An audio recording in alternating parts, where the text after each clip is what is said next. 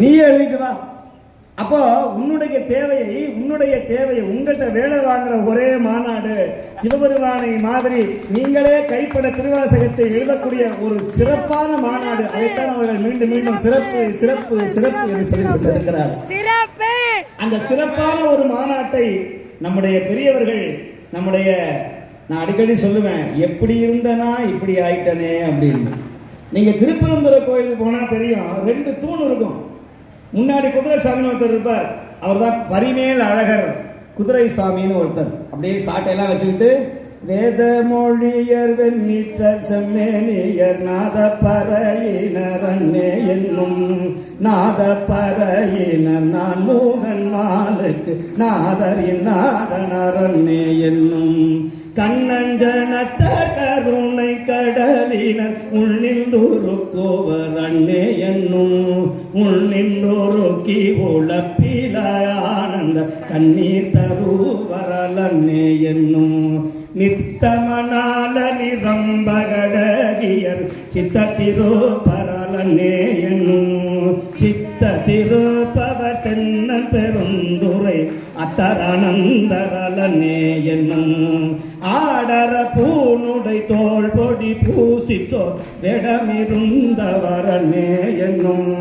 வேடமிருந்தவ கண்டு கண்டென்னுள்ளம் வாடுமிதோ என்னே அண்ணே என்னும் மணிவாசகர் பார்த்து மயங்கி நின்ற வடிவம் அந்த பரிமேல் அழகர்.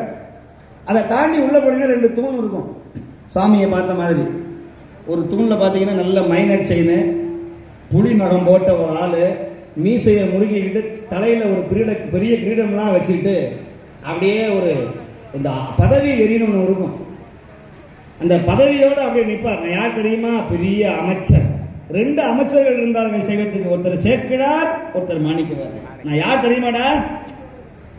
ஆனா அதுக்கு அடுத்த தூண்ல பாத்தீங்கன்னா அப்படியே கூனி குறுகி இதுவரையிலும் ஒரு துணியை கட்டிக்கொண்டு கழுத்திலே ருத்ராட்ச மாலையை கட்டிக்கொண்டு கண்ணிலே கசிவோடு எலும்புருக நெக்கு நெக்கு ஏங்கி ஒரு தொண்டன் தன் 2 கரங்களையும் மார்போடு அணைத்துக் கொண்டு இணையார் திருவடியின் தலைமையில் வைத்தலுமே துணையான சுற்றங்கள் அத்தனையும் துறந்து ஒழிந்து அணையார் பொழித்தில்லை அம்பலத்தை ஆடுகின்ற என் பெருமான் ஆட்கொண்ட போது நான் யார், என் உள்ளமார் ஞானங்களார் என்னை யார் அறிவார், வானோர் பிரான் என்னை ஆண்டினலேர் என்னை யார் அறிவார். அதைத்தான் ரமணர் கேட்டார், ஹூ ஐ அம் கேட்டார், நான் யார்.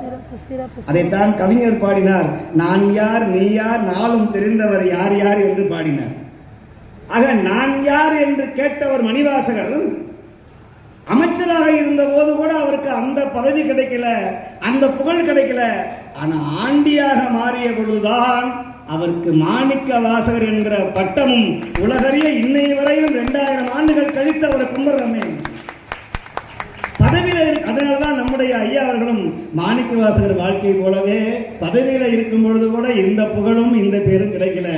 ஆனால் சைவத்திற்காக வந்த பொழுது இன்னைக்கு அவரை உலகம் கொண்டாடுகிறது என்று சொன்னால் இதுதான் மாணிக்க வாசகர் கண்ட. பட்டியத்தார் கேட்டாரு, எங்கள் சுவாமி இருக்கிறார், அகில உலக இந்திய துறவியினுடைய சங்க தலைவர் ராமானந்தா அவர்கள் நிறைய இடங்கள்ல ஆதங்கத்தோடு சொல்லுவார், ஒகேனக்கல்ல பெரிய மடம் வைத்துக் கொண்டு. நான் நினைப்பேன், முடிசார்ந்த மன்னன் நீ நிற்க பிடிசாம்பலை பூசிய பட்டியத்தாகிய நான் கால் மேல காலை போட்டுக்கொண்டு 4 கால் மண்டபத்தில் நிக்கிறேனே, இதுதாண்டா நான் கண்ட சுகம் என்று சொல்லக்கூடிய எங்கள் சுவாமிகள் போன்ற பெரியவர்கள் இன்னைக்கு கொங்கு நாட்டுல காசிக்கு நிகரான ஒரு காலபேரருடைய தளத்தை உருவாக்கி அந்த இறைவனை வழிபட